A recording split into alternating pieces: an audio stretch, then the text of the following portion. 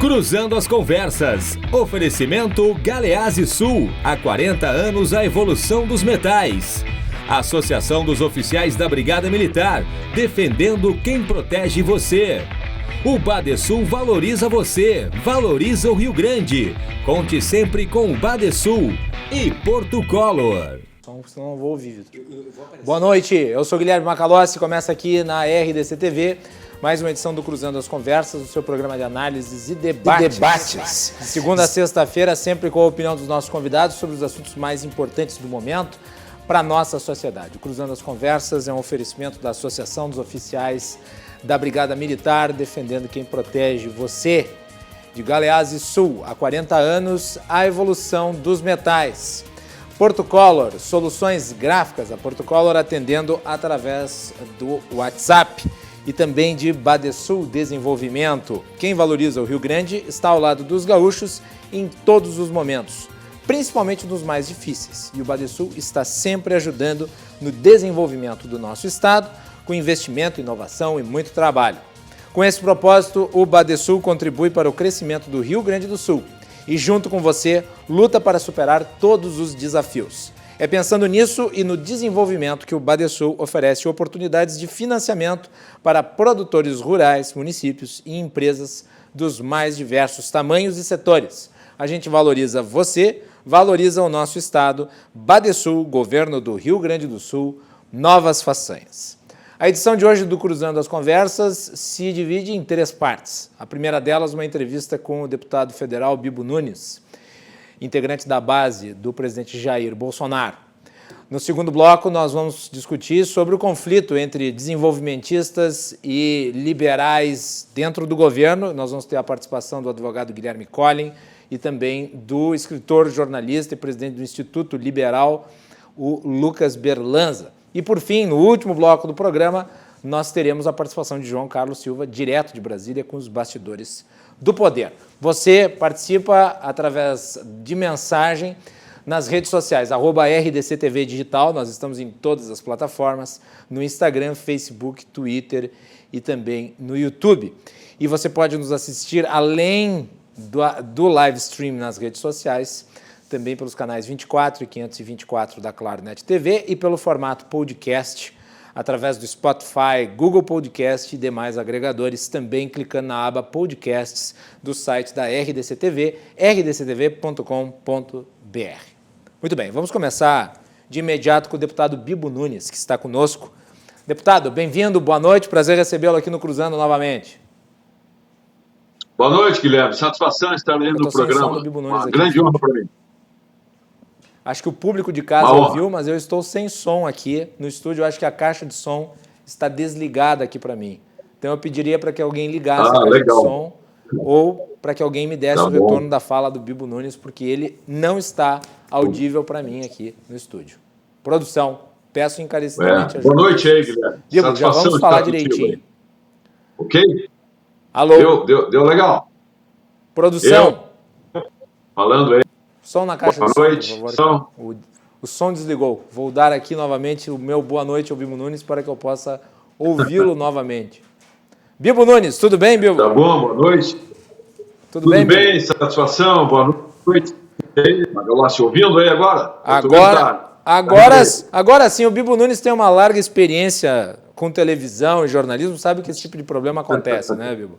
Sim, ainda mais ao vivo, aí que tá a graça. Aí que tá a graça. Bibo, eu vou começar falando sobre um assunto que tu abordou numa live. Eu assisti a sua live desse final de semana, desse domingo, que tu falava sobre o destino político do Bolsonaro.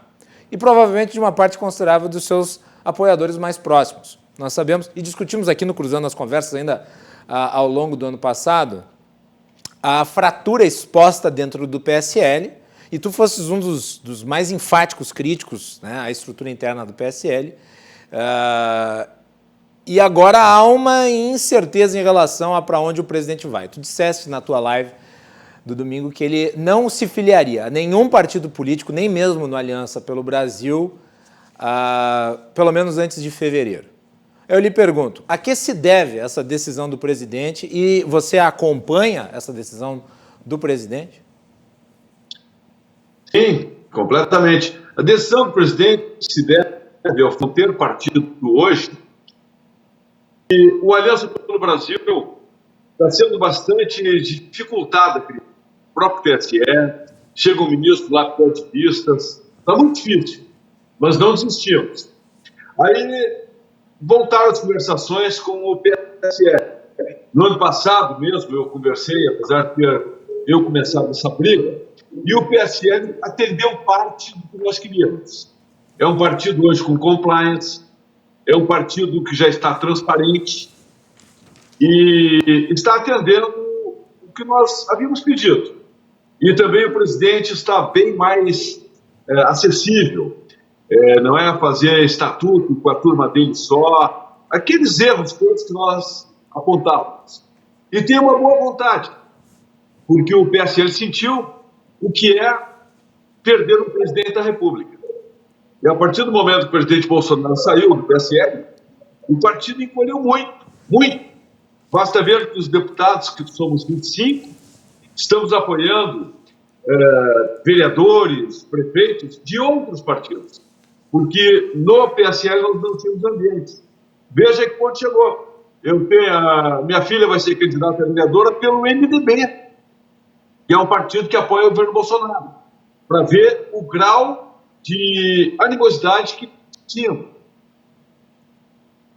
E tu consideras, Bibo, que as feridas que foram produzidas naquela saída do PSL... Oi?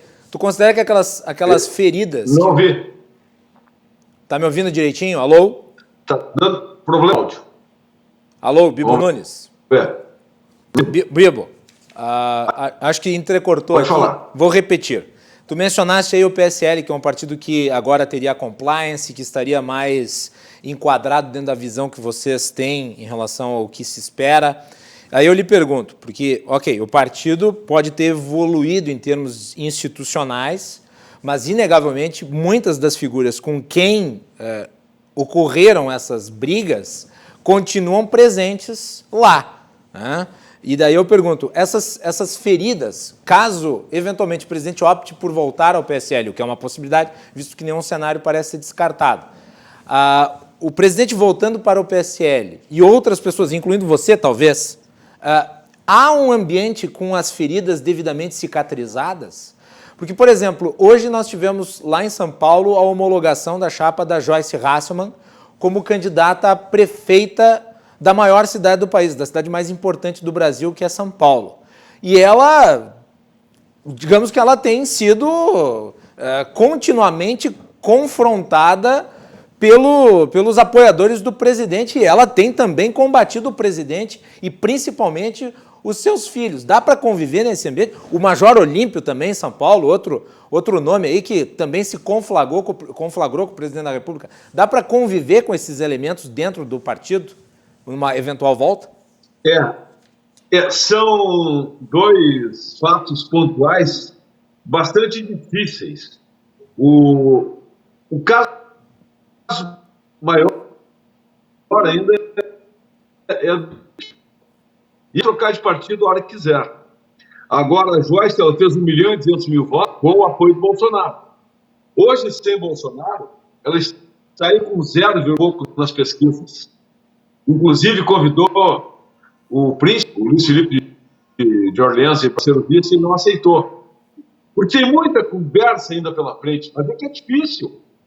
Tem muita briga lá. É bastante difícil. Mas o que tem que fazer?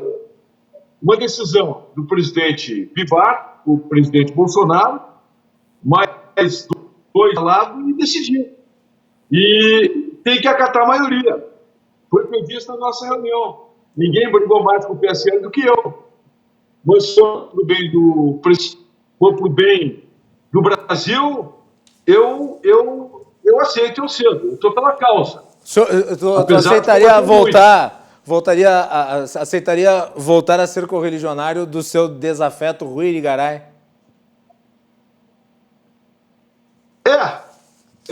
Mas aí tem que pensar na floresta e não na árvore, né? Eu não posso estar olhando a minha árvore e olhar a floresta, senão não pode entrar no partido político. Porque o nome já diz partido, né? Senão seria um líder político. É partido. O que importa é que o presidente Bolsonaro sinta um bom ambiente, porque o PSL sem o presidente está lá embaixo, acaba. Tem dinheiro, mas não tem prestígio, não tem voto como tem Bolsonaro. Nós, viu, com essa demora, e os deputados, nós não temos como trocar de partido, que antigamente se formasse um partido, o partido sendo novo, o deputado poderia trocar, agora não pode mais.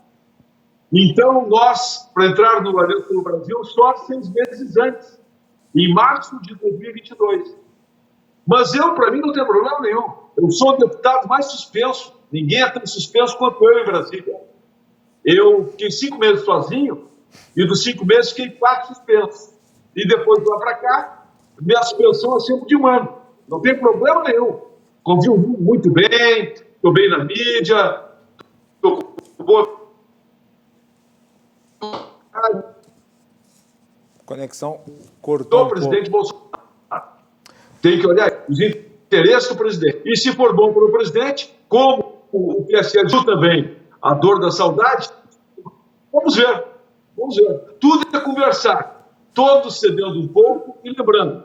E o presidente da República é a maior figura que nós temos aí e deve ser respeitado e tratado assim. Bibo, tu mencionaste aqui a dificuldade de criar um partido novo, Aliança pelo Brasil. Nós sabemos que os apoiadores do presidente são muito ativos nas redes sociais. Acha que, em termos de participação deles na efetivação da legenda, houve um fracasso de participação? A que tu acha que se deve? É uma dificuldade meramente burocrática? Porque eu lembro que a Marina Silva também encontrou muitas dificuldades de fundar o partido dela, o Rede de Sustentabilidade. Tanto é que, posterior à saída dela do Partido Verde, ela teve que entrar no PSB para então ter tempo de maturar o Rede de Sustentabilidade e, de fato, criá-lo. Vocês encontraram esse mesmo tipo de dificuldade ou a militância, que é tão presente nas redes sociais, acabou não se fazendo nesse momento aí de criação do partido? Não, a presença da militância foi excelente. Tínhamos o número de filiados fácil. Mas de 500 mil pessoas, por exemplo, nós tínhamos há poucos dias aí cerca de 15 mil em condições, 15 mil reconhecidos, porque muita exigência, muita burocracia, difícil. Bem mais difícil que no caso da Marina, que nós temos militantes, nós temos eleitorado, mas falta boa vontade, sem dúvida alguma. E existem outros partidos aí que estão na frente também para serem informados, mas estamos vendo essa dificuldade e caso não dê, o Aliança não deu acerto com o PSL, aí o presidente irá para outro partido. Mas isso só depois da eleição da Câmara Federal em fevereiro. Antes disso, nada. Bibo, hoje o Congresso, nós vamos discutir depois aqui no programa, mas eu gostaria da sua avaliação, já que o senhor é parlamentar aí, está na base do governo. Hoje foi apresentado o orçamento para 2021, prevendo um déficit nas contas públicas de 233 bilhões de reais. Tem números aqui que chamam a atenção, um deles relativo à defesa. A defesa vai ter um incremento de 11,7 bilhões no seu orçamento. A educação vai ter 19,9 bilhões. Entretanto, uma está subindo e a outra está descendo. Eu lhe pergunto, nesse momento, a defesa ela é prioritária? E qual que é a sua avaliação do orçamento em si? Não, na minha opinião, a prioridade é a educação. Estarei defendendo maior educação. De vista é total para a educação. Estava entrecortado aqui, não consegui ouvir a resposta direito. Bibo, tu poderia repetir rapidinho a resposta? Porque eu acabei não ouvindo, houve um entrecorte na sua internet, a gente não conseguiu te ouvir direito. Se tu conseguir repetir a resposta, eu lhe agradeço. Não, eu priorizo a educação. No que estiver ao meu alcance, eu estarei intercedendo para que tenhamos maior dinheiro, maior verba para a educação. Sempre pela educação, acima da defesa. Desse orçamento de 1,5 trilhão de reais, as despesas vão ser na ordem de 93,7%. Dá para fazer uma agenda de desenvolvimento com um engessamento desse nível? Fica bastante difícil, né? Fica muito difícil. Teremos que nos adaptar, mas ainda mais de Tá ruim o sinal do Bibo.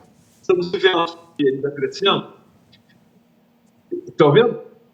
Cortou de novo. Veja que se o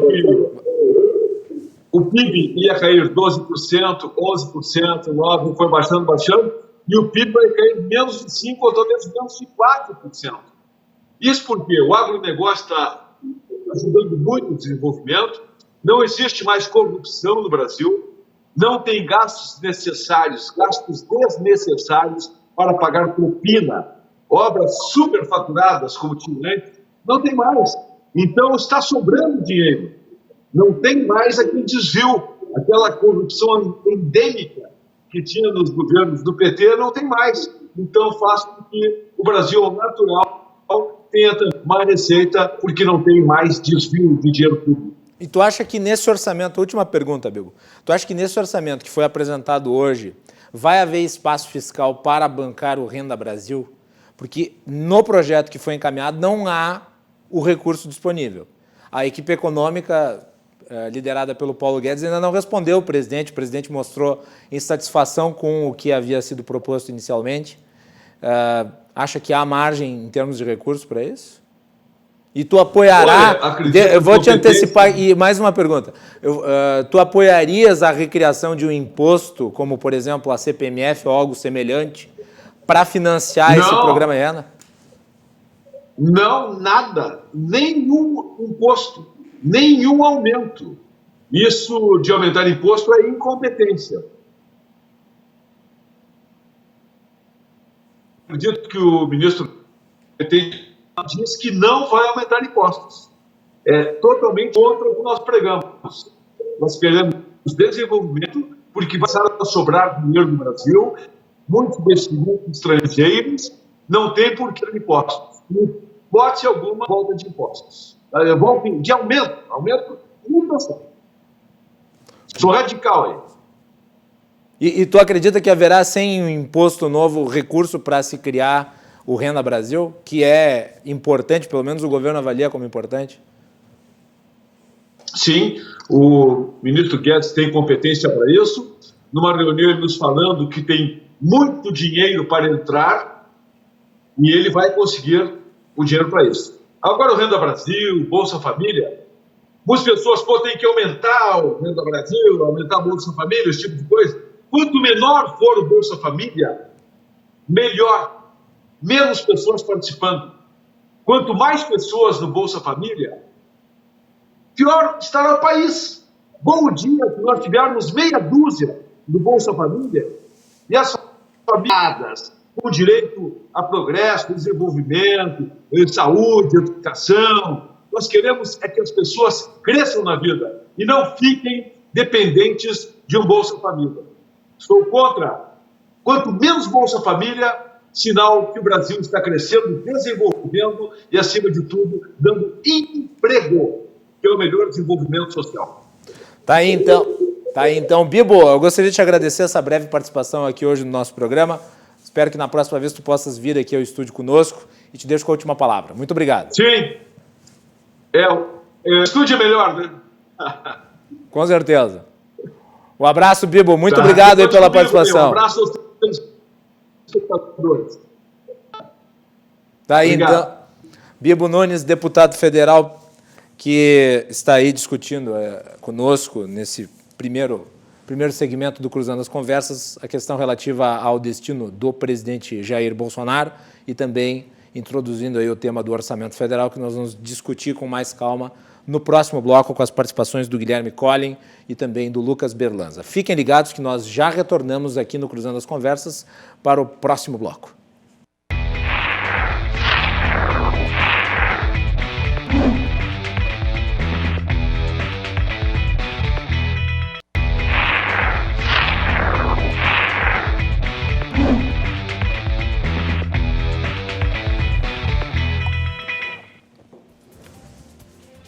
De volta aqui com o segundo bloco do Cruzando as Conversas de hoje. No primeiro nós tivemos a participação do deputado Bibo Nunes, da base do governo Bolsonaro. Nesse segundo bloco nós vamos falar sobre orçamento, sobre o conflito entre os liberais e os desenvolvimentistas que estão conflagrados aí. Nós vimos ao longo das últimas semanas, discutimos inclusive na coluna de João Carlos Silva. Ele também falará sobre isso, programa dedicado a essa temática hoje, já que foi apresentado, fato do dia, né? Foi apresentado o orçamento brasileiro para o ano de 2021, um orçamento que prevê aí 233 bilhões de déficit.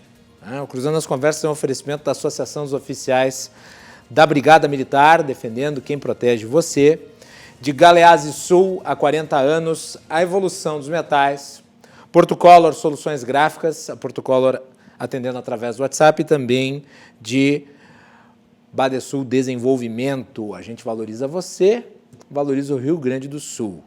Muito bem. E nós estamos aqui com a participação nesse segundo bloco do advogado Guilherme Collin, no estúdio comigo aqui na RDC TV. Meu xará, bem-vindo, boa noite. Boa noite, Guilherme.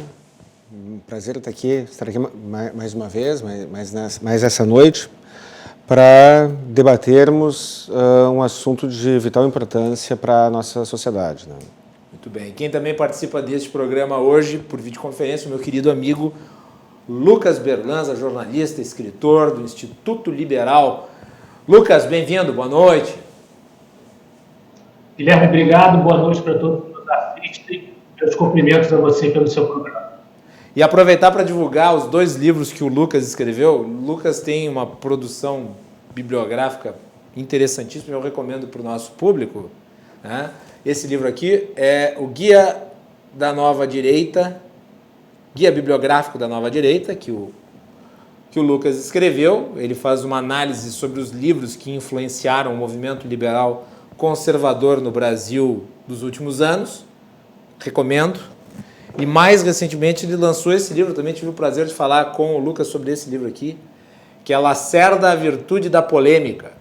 O Lucas faz aqui uma bibliografia, uma biografia intelectual do Carlos Lacerda. 2 baita livros aí do Lucas, e eu ressalto a importância de ir atrás para compreender não apenas, né, o movimento liberal conservador, que resultou em parte na eleição do Jair Bolsonaro, mas também de um dos principais nomes da história do conservadorismo político brasileiro, que é o Carlos Lacerda, e o Lucas foi um de seus biógrafo intelectual, por assim dizer. Muito bem. A Melanie Rupental preparou uma matéria para nós sobre a questão do orçamento. O item 2, a discussão do governo para incluir o Renda Brasil no projeto de lei orçamentária anual em 2021. Vamos lá. Foi um final de semana intenso de trabalho para a equipe econômica do governo de Bolsonaro. Isso porque o prazo de entrega da proposta orçamentária federal para 2021 terminou nesta segunda-feira. O grande impasse para fazer uma conta fechar era sobre o formato e valores do programa Renda Brasil, que é cotado para substituir uma série de programas sociais. Na outra semana, Bolsonaro já havia recusado a proposta da equipe de reduzir benefícios sociais para financiar o programa, onde disse que não tiraria de pobres para dar para paupérrimos. O novo programa pode ter um custo de 20 bilhões acima do Bolsa Família, hoje em 32,5 bilhões de reais. Não havendo consenso entre o governo de como financiar esse projeto, ele não contou no plano entregue para o Congresso em 2021. Dessa forma, o governo reservou 34,5 bilhões para gastar com o Bolsa Família no ano que vem. A previsão é de 16% superior ao montante aprovado para o benefício no ano passado. Esse montante não considera o crédito adicional de 3 bilhões liberados no fim de março por causa da pandemia. Hoje, o benefício médio do Bolsa Família é de R$ 191 por domicílio. O valor, no entanto, é bem menor do que os 52 bilhões de reais que a equipe econômica queria separar para o novo benefício do Renda Brasil. O texto ainda pode ser modificado pelo Legislativo e, nesse processo de tramitação, ainda é possível incluir o Renda Brasil, caso as discussões avancem. Normalmente, a lei orçamentária é aprovada nas últimas sessões do Congresso em dezembro. Além disso, Bolsonaro deve assinar nesta terça-feira a prorrogação do auxílio emergencial até dezembro, o que também não havia consenso no governo sobre o valor, de considerar os atuais R$ 600 muito para as contas públicas e os 200 que inicialmente o governo queria pouco. Dessa forma, o benefício deve ficar na casa dos R$ 300. Voltamos contigo aí no estúdio, Macalossi.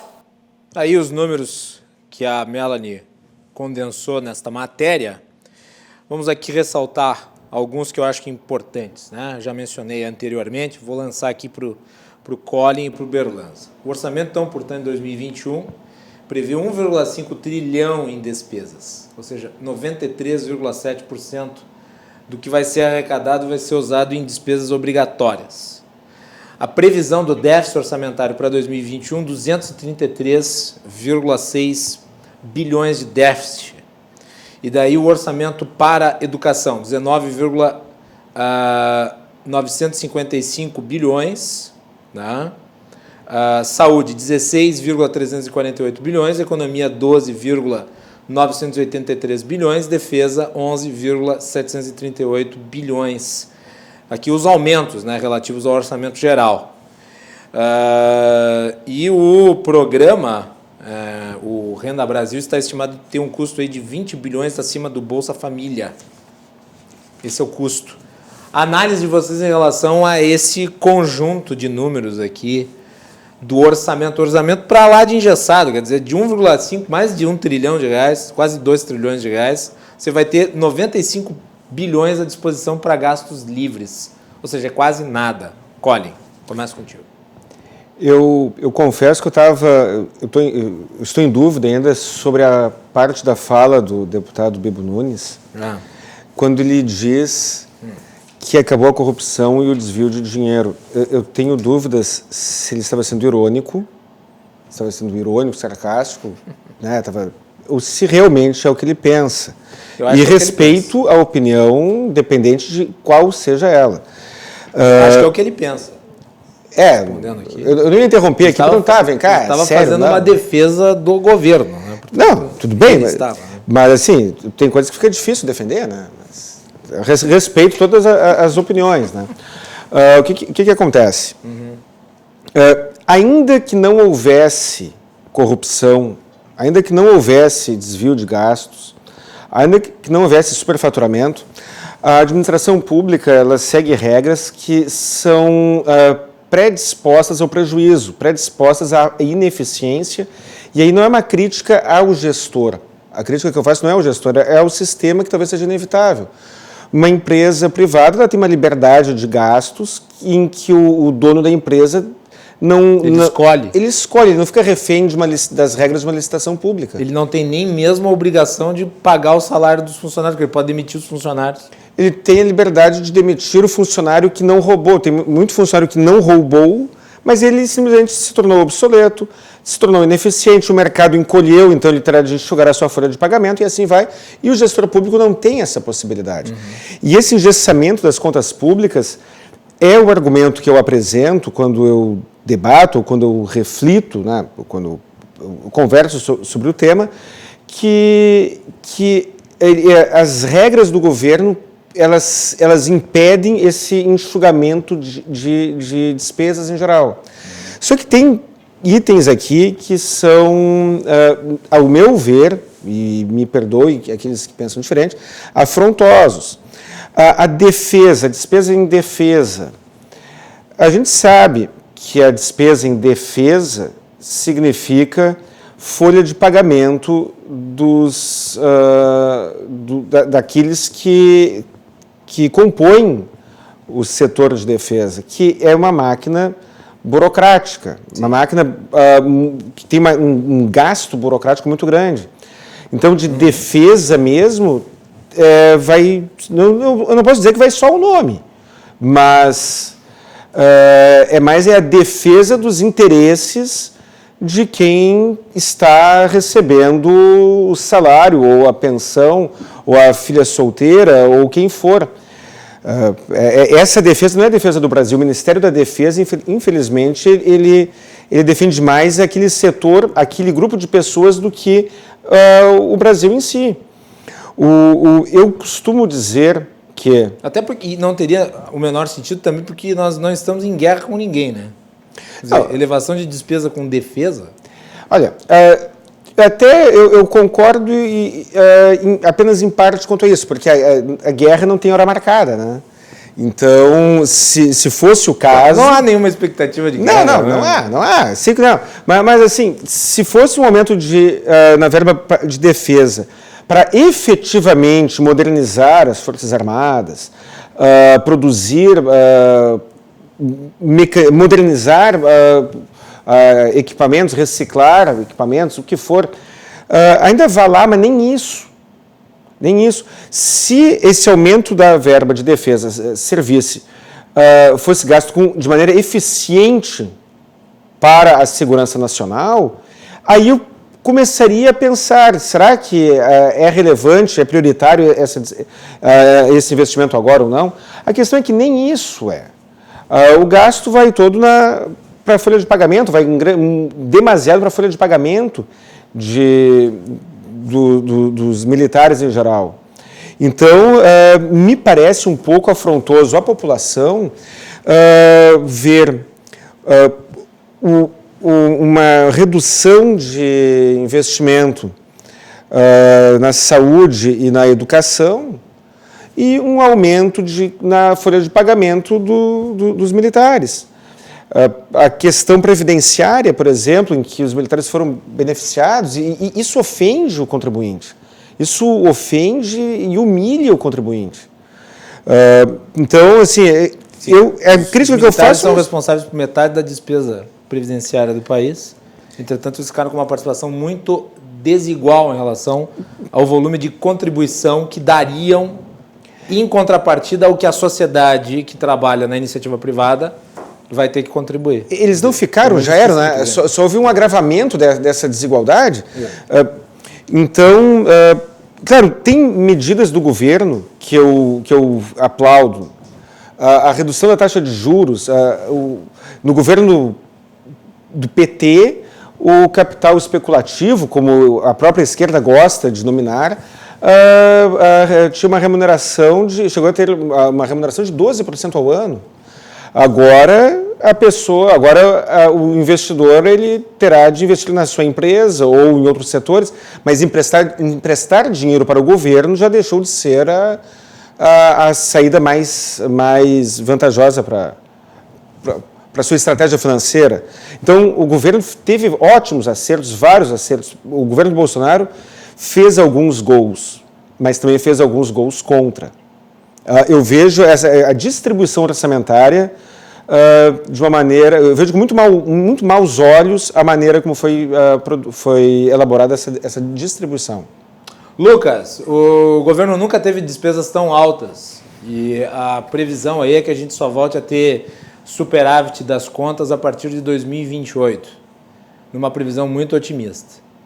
E segundo o Instituto Fiscal Independente, que é um órgão importantíssimo aí de consulta, trabalha junto ao Congresso Nacional, ao Senado especificamente, né? Até o fim do ano nós vamos ter quase 900 bilhões, mas provavelmente passará de 1 trilhão, porque o auxílio emergencial será ampliado por mais 2, 3 meses, o suficiente para elevar o gasto a 1 trilhão, que tenderá a chegar a 100% da nossa dívida. Como é que faz para trabalhar diante de uma situação como essa? Lembrando que o caos deixado pelo PT lá em 2016 representava 55% da proporção entre dívida e PIB.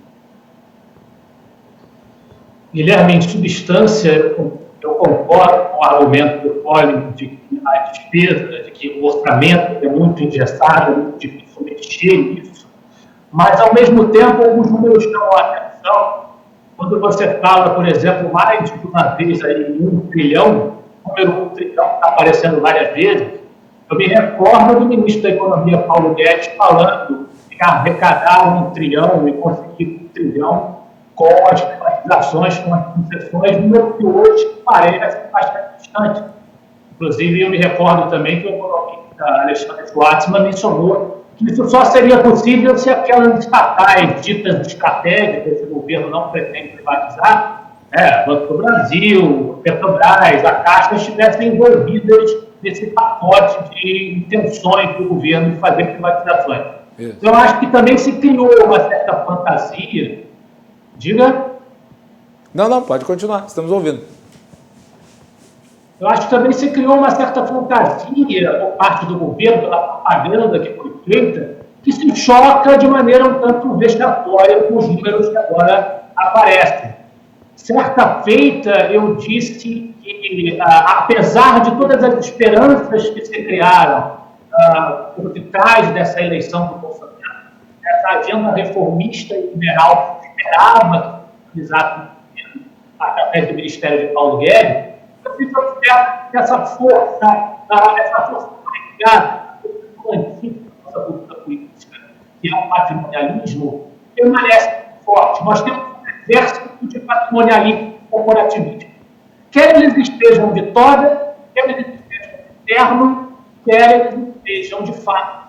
E é isso que os números que nós vemos hoje mostram. Eu sou um pouco avesso a ficar olhando para o número, ainda para a educação, porque, de certa forma, alimenta o discurso da esquerda. Nós precisamos bater meta com tudo. O problema é não somente o valor da educação, e não a maneira como o uso desse é organizado. Mas é chocante esse acréscimo substancial à defesa, porque, como você disse, se nós estamos em guerra com alguém ou com alguma coisa, é com a pandemia do coronavírus, com os efeitos que ela exerce. Não contra um país contra um outro exército. Então, e como disse o Poli, substancialmente esses recursos vão para os patrimonialistas burocratas do corporativismo das Forças Armadas, que representam hoje, a minha leitura é essa, uma das alas mais fortes e representativas dentro do governo. É natural que o presidente da República olhe para eles, afinal de contas, a sua trajetória política foi toda uma trajetória de defesa militar e de defesa das Forças Armadas, mas ele foi eleito para sustentar uma plataforma reformista, uma plataforma liberal, que beneficiaria toda a sociedade. E os números mostram que essa ala imperialista, essa ala corporativista das Forças Armadas está prevalecendo. Até porque, Lucas, é fácil essa ala prevalecer, até porque eles são a ala mais representativa do governo. Eles têm a maior parte dos ministérios, eles têm mais cargos do que qualquer partido dentro do atual governo, né? Eles têm a presidência e a vice-presidência da República, porque o presidente e o vice são militares. Eles têm o controle político do governo, eles têm toda a área da articulação política nas suas mãos. Então fica muito fácil eles conseguirem deslocar não apenas as atenções e a centralização de decisões, mas também os recursos para suas mãos. E é o que nós estamos vendo aqui em relação à questão da defesa. E eles são parte dessa ala do governo que é a ala desenvolvimentista, que quer obra, que quer dinheiro, que quer coisa tangível, não essa agenda de reformas que é incompreensível para o cidadão comum. Mas essa ilusão do tempo, né, os economistas da escola física já falaram das preferências temporárias, né? Você só olhar o curto prazo, essa ilusão do tempo é muito perigosa, depois de ser cobrada. Eu fazendo a devida justiça ao presidente Mourão, pelo menos hoje, para além dessa notícia do orçamento que você nos trouxe comentada, a gente viu também como para ser suscitado esse debate sobre os militares acumularem pagamentos acima do teto profissional, da mais presença, só porque tem farda.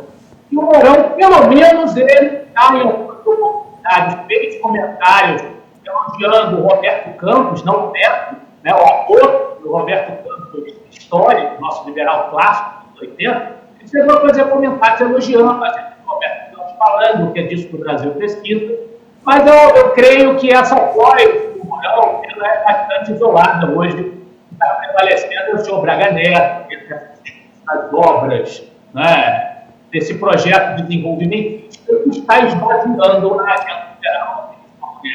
Prova disso são os nossos nomes, que a gente comemorou muito, nós, liberais. Eu não vou falar aqui com unanimidade, ser liberais desde o princípio, se opondo sistematicamente ao governo, mas houve uma celebração quando nós vimos nomes como com Salim Mata, Paulo Reis, Augusto Lorenzon, apoio Facida, ingressando as secretarias sobre a tutela, sobre a chefia do Paulo Guedes, e hoje a gente vê um movimento de saída, por mais que haja um posicionamento diplomático por parte dessas figuras que se retira, qualquer um que tenha honestidade intelectual vai perceber que não à toa. Existe uma causa para isso, e essa causa é que a extrema-direita está perdendo a sua representatividade, o seu espaço. Colhe.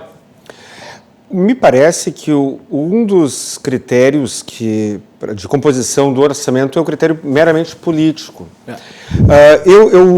Eu penso que a finalidade de todos os atos, todas as corporações, deveria ser a sociedade e não aquele grupo que está ali prestando aquele serviço. E eu falo isso filosoficamente, não me refiro apenas ao serviço público ou a esse ou aquele grupo. Eu penso que a advocacia serve para atender os objetivos da sociedade, não do advogado. A medicina, a mesma coisa. E quando se fala em serviço público, mais ainda. Por outro lado, eu reconheço, e aí eu volto para o que foi debatido aqui duas semanas atrás, que em nome da governabilidade, muitas vezes o governante precisa fazer algumas concessões. Não estou justificando, nem estou contradizendo o que falei alguns minutos atrás, estou apenas fazendo um contraponto que talvez atenue, não justifica, mas explica que se trata daquela política do governo de oferecer benesses a alguns grupos para obter apoio. O governo Bolsonaro, ele tem um apoio social que ainda é muito forte. Cresceu, aliás, bastante nos últimos dias. Muito por conta de algumas medidas como o auxílio. Populistas, né? Mas se não fossem as medidas populistas, ainda assim seria forte. E eu acho interessante que o simples fato de alguém ser desafeto do presidente Bolsonaro é suficiente para que instantaneamente se torne desafeto de uma grande parcela da sociedade. Então ele ainda tem esse apoio. Esse tipo de medida em que ele governa em que ele gere para alguns grupos em troca de apoio, isso talvez enfraqueça, talvez com o tempo desgaste o que hoje ele tem muito forte, que é o apoio popular. Nós temos aqui no Estado, eu usarei um exemplo estadual que não é relacionado ao orçamento, mas talvez sirva como exemplo para o que eu estou dizendo. Nós temos aqui uma deputada, Anny Ortiz, sim, que conseguiu aprovar um projeto de lei que acabou com as aposentadorias para os governadores. Para a população, isso foi muito bem visto. Na minha opinião, como cidadão, eu fiquei muito contente, porque eu acho desnecessário uma aposentadoria vitalícia para alguém que trabalhou por 4 anos como governador do Estado. Mas, politicamente, talvez ela tenha ela está sofrendo, ou sofrerá, talvez, alguma... Eu não gosto desse negócio de aposentadoria de político, porque dá a entender que a política é uma carreira e não deve ser encarada como tal. Não, sem dúvida, mas estou falando do projeto de lei e do reflexo político que ela teve. Sim. A deputada Anny Ortiz receberá muitos votos por conta disso, mas ela perdeu, ao meu palpite, um pouco de simpatia por parte dos partidos em geral, porque pega mal para o político votar contra uma medida dessas e, ao mesmo tempo... perdeu o voto dos ex-governadores. Não só, né? Não só perdeu o voto, que tem muita coisa que é por trás disso. No caso do governo federal, me parece que ele está comprando o apoio. E a proposta dele de governo era que ele não faria esse tipo de coisa, né? Então, para mim, com esse recurso a mais para a defesa, ele está basicamente se cercando, é isso? Ele está comprando apoio. Ele está comprando segurança. Ele está comprando legalmente, entre aspas, né, talvez imoral, mas legalmente, o apoio de um segmento muito importante que é para a sustentação do governo. É a tua avaliação, Lucas? Sim, sem sombra de dúvida. Em substância, isso teria aqui com a sua declaração, seu comentário, Guilherme, sobre a aposentadoria de político. Eu recordei aqui que hoje mesmo eu vi um comentário do Carlos Lacerda, quando eu li a Fábio, se questionando sobre pensões pagas a presidentes e ex-presidentes e ex-governadores para defender do cargo. Ele dizia, não, o sujeito era pobre antes de assumir a função pública. Aqui se vira e vai trabalhar, o povo não tem obrigação de sair. O Lacerda está reclamando do tipo de 1977. Já faz um tempinho, né? 1977, lá se vão 40 anos desde isso, basicamente, praticamente 40 anos. Agora eu gostaria da avaliação de vocês em relação a esse tema central, que eu acho que diz muito a respeito, ou parece, né, estar aqui claro no orçamento, essa disputa entre as duas alas do governo, a ala econômica e a ala econômica dos liberais, liderados pelo Paulo Guedes, e essa ala desenvolvimentista. O Paulo Guedes parece que pegou para si o dever de criar o Renda Brasil. E como eu mencionei antes aqui na entrevista com o Bibo Nunes, não está presente até agora no orçamento os recursos adequados para tanto. O presidente Jair Bolsonaro, na semana passada, ele fez críticas muito inflamadas aí ao projeto apresentado pelo Paulo Guedes e os seus auxiliares. Disse que não enviaria o projeto apresentado pela equipe econômica e, além disso, ele disse que não tiraria dos pobres para dar aos paupérrimos, porque a proposta do Paulo Guedes ela incidia sobre programas como abono salarial, farmácia popular e o fim das deduções do IR. E não pegou muito bem. O presidente pegou e passou isso. E é aí que está o elemento de conflito. Ele poderia ter dito, basicamente, olha, a proposta que a equipe econômica colocou tem ali uns pontos polêmicos que eu acho que não seriam bem vistos por muitos, seria difícil de aprovar, então eu pedi para que o Paulo Guedes reavaliasse. Mas não, ele disse que não ia tirar dos pobres para dar aos paupérrimos. E basicamente jogou no colo do Paulo Guedes, né, todo o ônus de parecer, né, ser malvado e querer tirar dos pobrezinhos. Eu gostaria da avaliação de vocês em relação a esses aspectos aí. Colhe. O Guilherme, tu conhece a estratégia de negociação do policial bom e do policial mau? Bad cop, good cop routine. Como é que funciona? Um personagem fica com o trabalho ruim, faz o papel do policial mau, e o outro personagem, então, finge conflitar com ele e faz o papel do policial bom. Talvez seja um pouco disso quando o Bolsonaro ele empurra para o Paulo Guedes esse abacaxi, que é um problema político, é uma conta que não fecha, porque falta recursos, e ele transfere ele tenta transferir parte do ônus para a própria equipe dele. Sim. E quando ele se distancia do problema. Isso não é comigo, isso é a equipe econômica que fez, e daí ele parece que é o protetor. Exato. Na realidade, eu não acredito que haja essa falta de sintonia. Eu acho que, basicamente, há uma distribuição do custo político de medidas impopulares.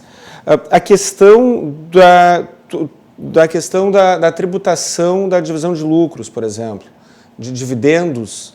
Os dividendos que não são tributados. Né? Que há a pretensão de que haja essa tributação. E o argumento do Paulo Guedes, por exemplo, é de que, não, nós tributaremos o lucro, mas reduziremos a carga tributária da empresa. E, na teoria é muito bonito, né? Só que eu não acredito que ele apenas trocará de lugar o peso da tributação. O que me parece é que a ideia é aumentar a arrecadação de uma forma mais dissimulada. Uma forma bem mais dissimulada. E não deixa de ser uma bitributação quando a pessoa recebe um lucro de uma empresa que, bem ou mal, sofreu aquele efeito lá atrás, e sofrerá uma nova tributação pelo resultado, que é um dos projetos do Paulo Guedes. A questão das deduções do imposto de renda. Aqui no Brasil é barato ser rico no Brasil. Tu já Cara, viu isso é de classe média. Tu está usando um argumento realista, estou sendo irônico, né? É barato ser rico, eu quero dizer que tu precisa de pouco dinheiro para ser considerado rico pelo IBGE. Né? Quanto é que ganha os 5%, os 10% mais ricos da população? Sim. Os 10% mais ricos da população não são ricos. Sim, por isso as críticas às deduções do imposto de renda. Exato. Porque vai pegar muita gente que não tem tanto assim. Exato. Mas que está entre os 10% os 10% mais ricos... Porque os 90% mais pobres são muito pobres. E aí que está, esses 10% mais ricos, que não são ricos, sofrerão um prejuízo na sua declaração de imposto de renda, quando, na realidade, a promessa feita seria de eficiência da administração pública. Aliás, está lá na Constituição Federal que um dos princípios da administração pública é a eficiência. E tudo que se vê é a fome tributária para manter despesas no mínimo questionáveis. Sim. A questão das privatizações, por exemplo. Que o Lucas mencionou ali antes, né? 1,5 trilhão ou 1 trilhão, uma coisa assim, que seria arrecadado... 1 trilhão. 1 trilhão, né, Lucas? Pois é, nós temos empresas que são preservadas com um mero intuito político, por pressões corporativas, e aí vai novamente a minha crítica pessoal ao Bolsonaro. Lá no passado, ele foi contra privatizações e agora se posiciona um pouco mais favorável. Ele chegou a pedir o fuzilamento do Fernando Henrique pela privatização do sistema de telefonia. Eu não me lembro dessa parte, eu não me lembro. Mas não, acredito. Mas eu quero dizer, beleza, houve uma reciclagem, perfeito. O que falta é uma reciclagem do interesse estatal em geral. Eu não quero subsidiar uma empresa estatal que presta um serviço que pode ser prestado por uma empresa privada. O governo já é sócio de todas as empresas privadas. Se o governo já é sócio de todas as empresas privadas com uma carga tributária enorme e ele é sócio só na parte boa, por que ele precisa manter empresas estatais que dão prejuízo? Então, o que eu vejo? O que falta é o Estado fazer aquilo que ele deveria fazer e parar de fazer aquilo que ele não precisaria e não é sua competência. Quando isso for executado, muitos dos problemas que nós temos aqui serão naturalmente ou extintos ou serão aliviados, digamos assim. Ô Lucas, mas o problema de quando o Estado passa a gastar demais, quando o administrador começa a gastar demais, é que ele, às vezes, toma gosto pelo gasto. E me parece ser o caso aqui. O Renda Brasil deixa isso muito claro. Guilherme, primeiro, eu não gostaria, assim como o Poli, eu não gostaria de fazer terra arrasada. De fato, a gente teve algumas medidas, já foi mencionada de reforma presidenciária, apesar da discussão relativamente aos militares, que agora se ratifica com esse orçamento que foi apresentado, com esses gastos na defesa. A gente teve a defesa da liberdade econômica. O Tom Weber, quando saiu do Ministério, ele apresentou um relatório de medidas que foram tomadas pela sua secretaria, com números, indicando que coisas foram feitas. Portanto, me parece que os números demonstram, os números que nós estamos olhando, os quais nós estamos discutindo aqui, demonstram que esses esforços, não são substanciais o suficiente para equacionar a situação que está se apresentando.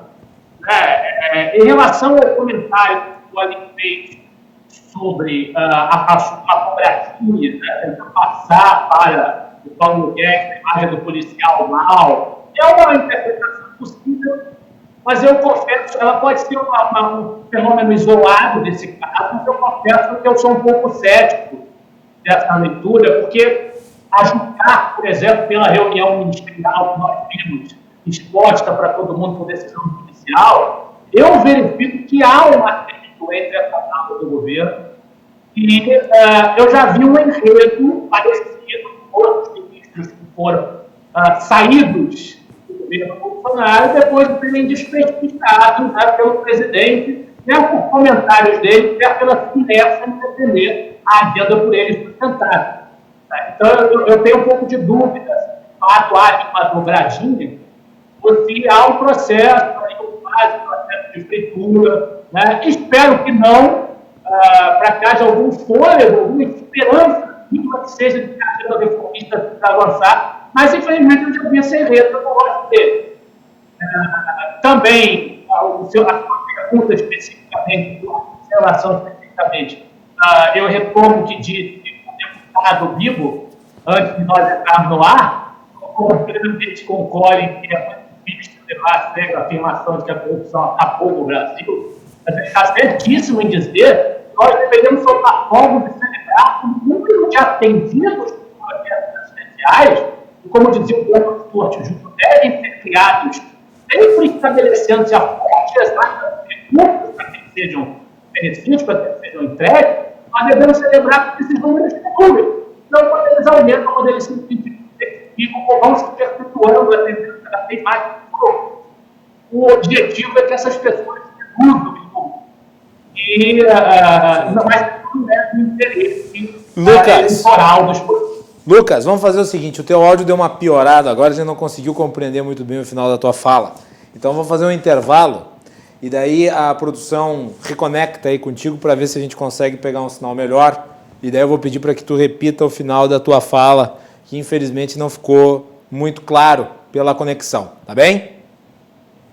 Show. Fazemos um intervalo e voltamos na sequência com Lucas Berlanza e Guilherme Collin, falando sobre o conflito liberais versus desenvolvimentistas no orçamento 2021. Já retornamos.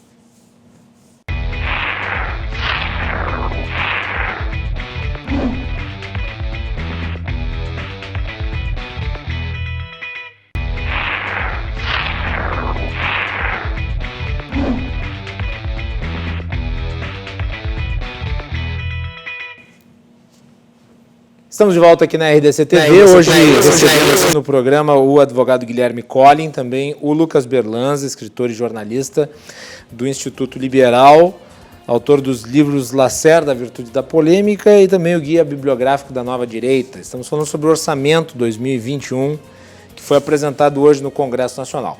Amanhã eu já antecipo que nós vamos falar sobre Porto Alegre, tem muita coisa aqui de Porto Alegre, e hoje se consolidou, né, porque tivemos aí o relatório da CPI da Câmara de Vereadores em relação ao prefeito Marquesan. O prefeito está sendo indiciado pela CPI, né? E nós vamos ter uma entrevista com o relator Vambert de Lourenço, relator da CPI. E também vamos ter uma entrevista, né, uma outra entrevista que está agendada relativa também ao processo de impeachment do prefeito, a defesa do prefeito. Então fiquem ligados amanhã no Cruzando as Conversas aqui na RDC TV. O nosso programa tem um oferecimento da Associação dos Oficiais da Brigada Militar, defendendo quem protege você. Galeazzi Sul, há 40 anos, a evolução dos metais. Porto Color, soluções gráficas, a Porto Color atendendo pelo WhatsApp, tem os serviços da Porto Color na sua casa. E Badesul, o Badesul valoriza você, valoriza o Rio Grande, conte sempre com o Badesul. Berlanza, será que nós te ouvimos melhor agora?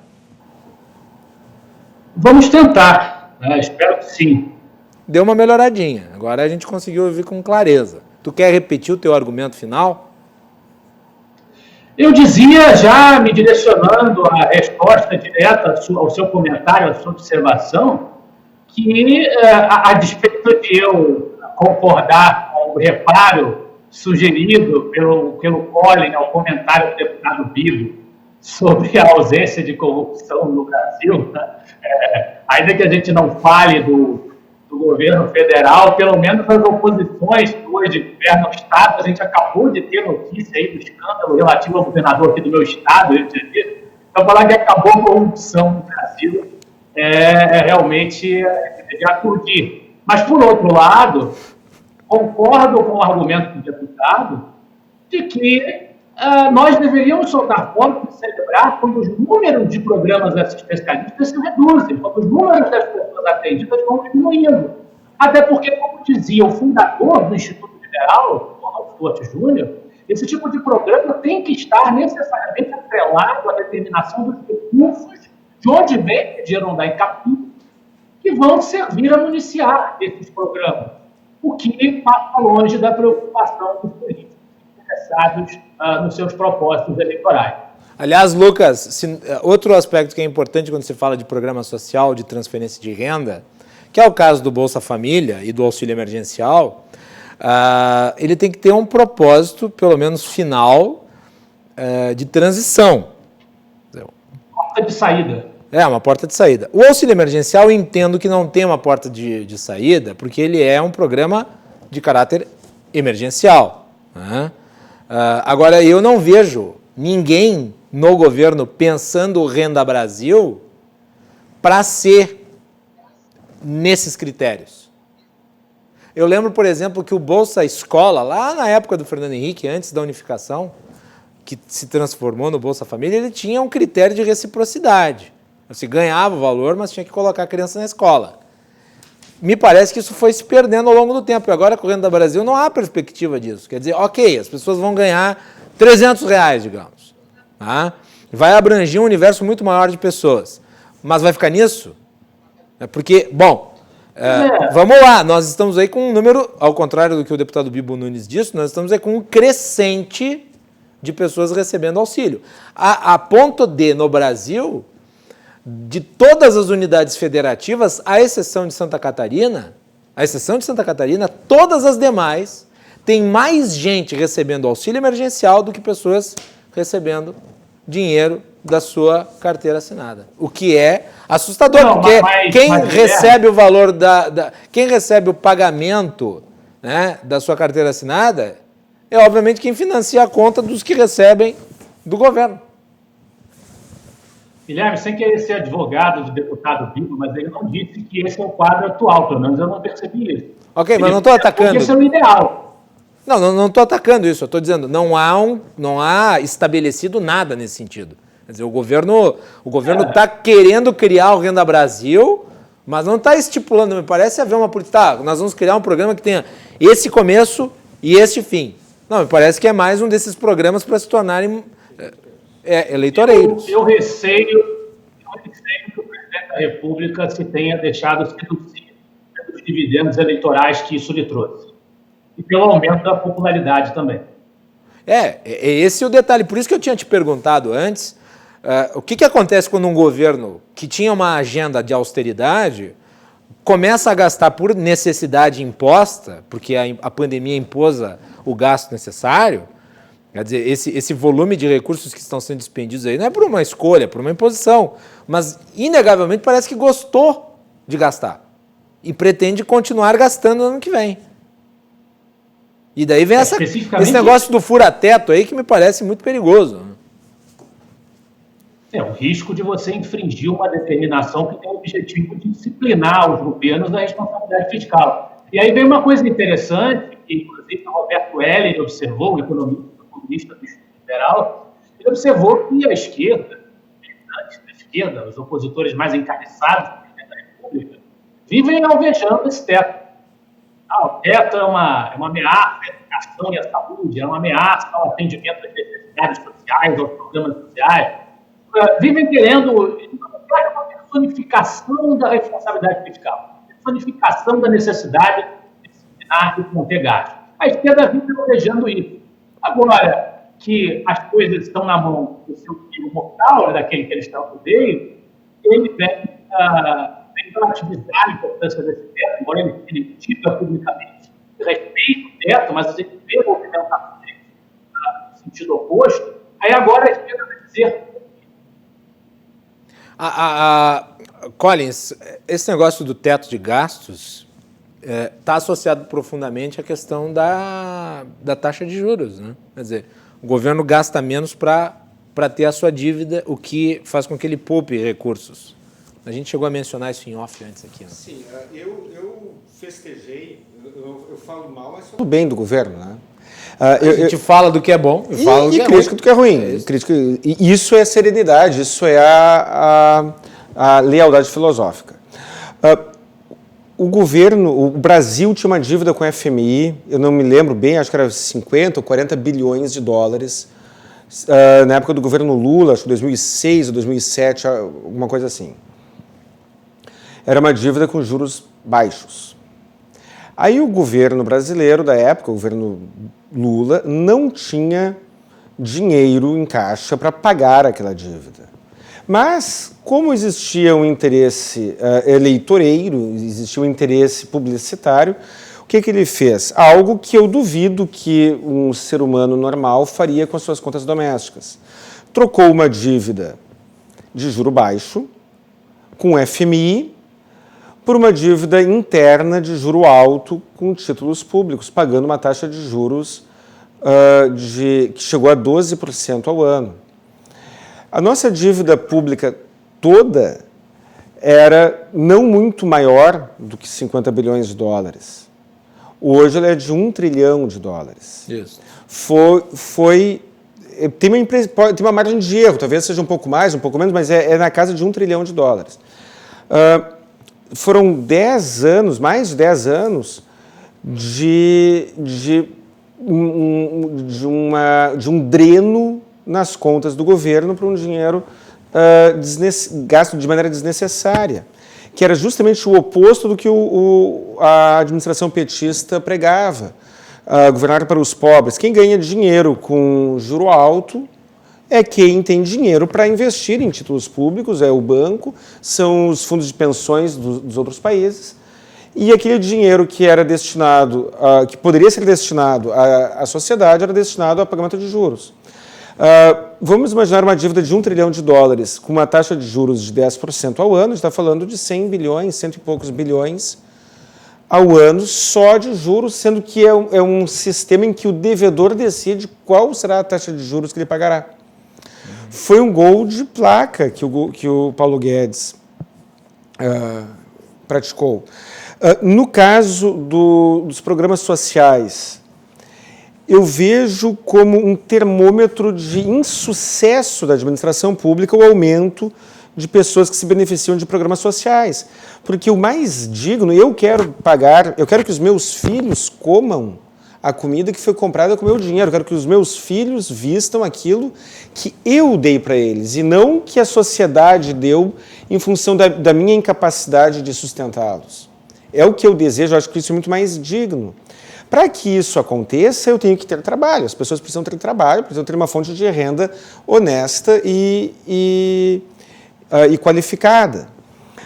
Quando o governo reduz ou tenta reduzir, e o esforço do governo foi nesse sentido, tenta reduzir o custo da mão de obra, ele torna mais competitiva a contratação de alguém para qualquer cargo que seja. O problema é, claro, existe o comportamento, ao meu ver, quase que infantil, de algumas das corporações em geral, de querer reter vantagens sem se dar conta de que essas vantagens elas podem ser autofágicas, elas podem prejudicar a si mesmo. Eu pergunto, se tu for profissional de uma área aqui, jornalista, digamos que haja um piso para o salário de jornalista. O jornalista não pode ganhar menos de 30 mil reais. Tu vai gostar? Eu sou contra pisos. Tu é contra pisos, mas ainda que tu fosse a favor... Sou contra pisos porque eu também sou contra salário mínimo. Eu também sou contra salário mínimo, entenda? A gente pensa muito parecido quanto a isso, sou contra salário mínimo, sou contra a FGTS, mas eu digo o seguinte, se eu sou profissional de uma área e existe uma lei que diz que os profissionais daquela área devem ganhar no mínimo 5 mil reais, no mínimo 3 mil reais, ou que seja no mínimo R$1.000, o que significa? Talvez eu não produza, eu empregado, não consiga produzir o suficiente para justificar o meu salário. E o que acontecerá então? Eu não terei aquele emprego. Quando o governo reduz ou tenta reduzir o custo para se ter um empregado, para se contratar uma pessoa, ele aumenta as chances das pessoas serem contratadas e obterem o seu dinheiro, o seu sustento, sem depender de esmola do governo. Muito bem. 23h40. Gostaria de agradecer a participação tanto do Guilherme Collin quanto do Lucas Berlanza na noite de hoje aqui do nosso programa. Já estouramos o tempo. Passou rápido. Deixo cada um com a última palavra. Lucas, obrigado. E parabéns aí pelo trabalho junto ao Instituto Liberal. Vamos em frente, tentando aí tornar o nosso país mais próximo e mais livre. Isso aí. E, Lucas, tu tá ainda no comando do Boletim da Liberdade? Sim, sou um dos editores. Como é que faz para assinar? O site tem todas as informações. Lá no menu, é só clicar lá na opção assim e você vai ver lá a abertura do link para você dar os caminhos para ser assinante do boletim. É totalmente free e vale a pena. Lucas, obrigado, um abraço aí para ti. Agradeço novamente a participação. Participe outras vezes, por favor. Prazer é meu. Tudo bem. Collin, muito obrigado também por ter vindo aqui na edição de hoje do nosso programa. Boa noite. Eu que agradeço, muito obrigado pelo convite, estou à disposição e boa noite também. Guilherme Collin volta na semana que vem aqui no Cruzando as Conversas. Vamos fazer um intervalo? Na sequência nós temos João Carlos Silva, direto de Brasília, os bastidores do poder. Já retornamos.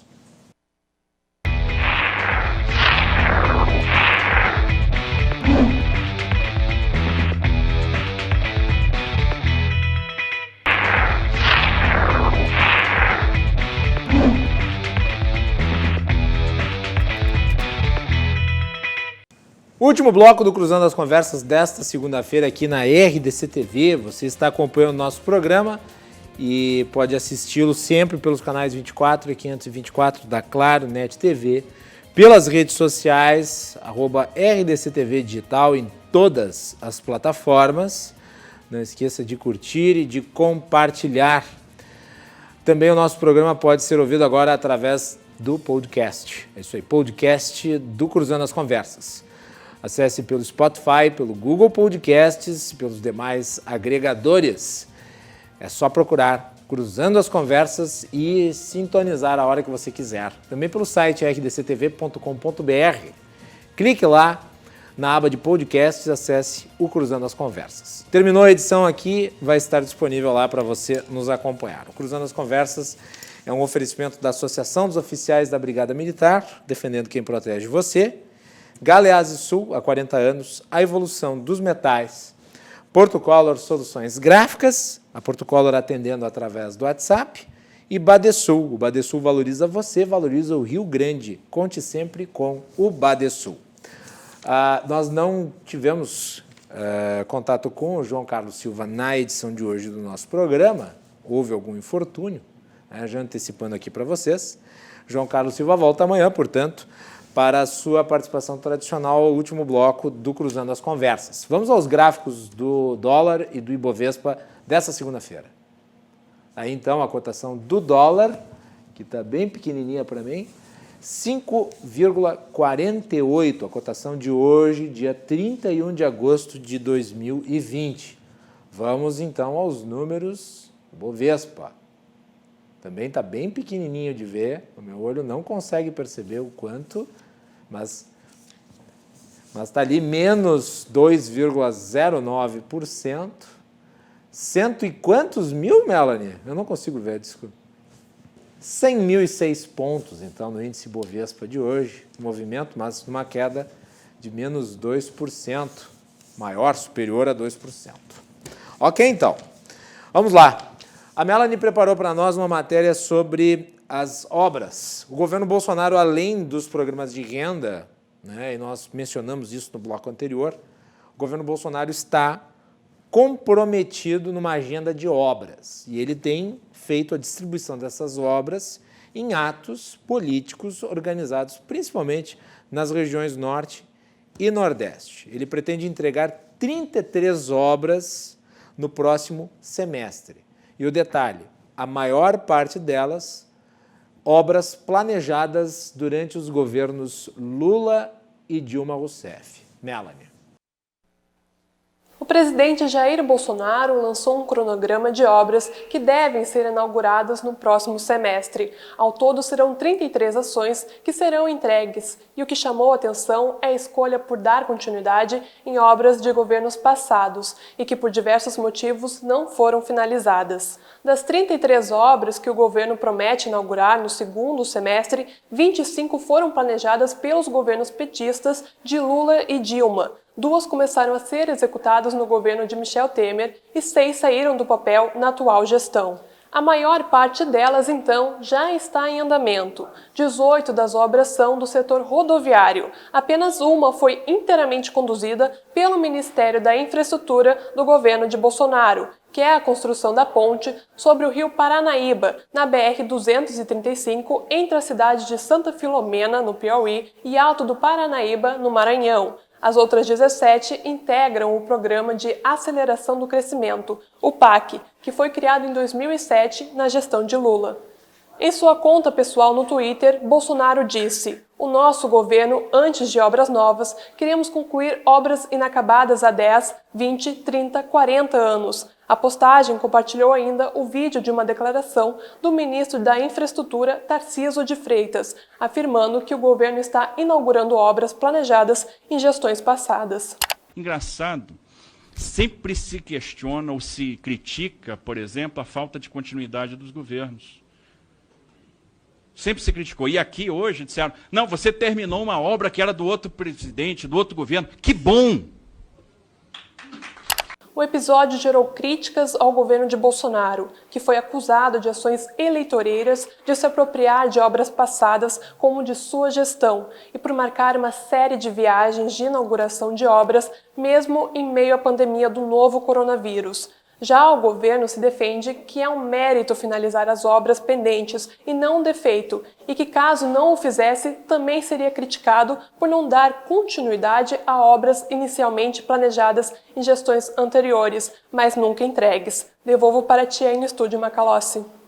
É óbvio que o governo, tem uma estratégia política por detrás disso, que é jogar na cara das esquerdas e do PT principalmente o que eles não fizeram e que agora estaria sendo completado.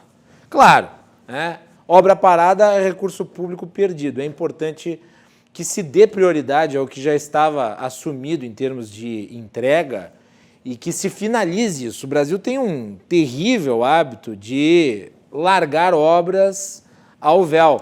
É a mentalidade da... lembram? Estrada, que foi construída lá na época da ditadura militar, Transamazônica, é a mentalidade da Transamazônica.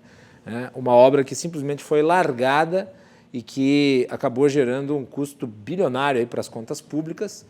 E nós vimos isso mais recentemente com a questão das obras da Copa. Em Porto Alegre existem obras para a Copa do Mundo que estão incompletas. E existem obras para a Copa do Mundo que foram entregues apenas recentemente, quer dizer, muitos anos depois da realização da Copa.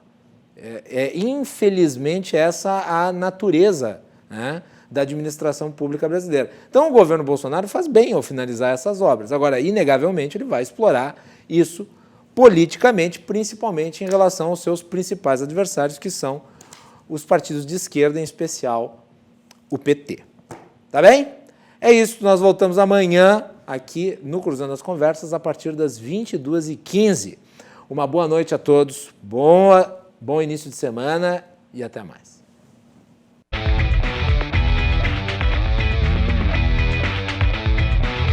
Cruzando as Conversas. Oferecimento Galeazzi Sul. Há 40 anos a evolução dos metais. Associação dos Oficiais da Brigada Militar. Defendendo quem protege você. O Badesul valoriza você, valoriza o Rio Grande. Conte sempre com o Badesul e Porto Color.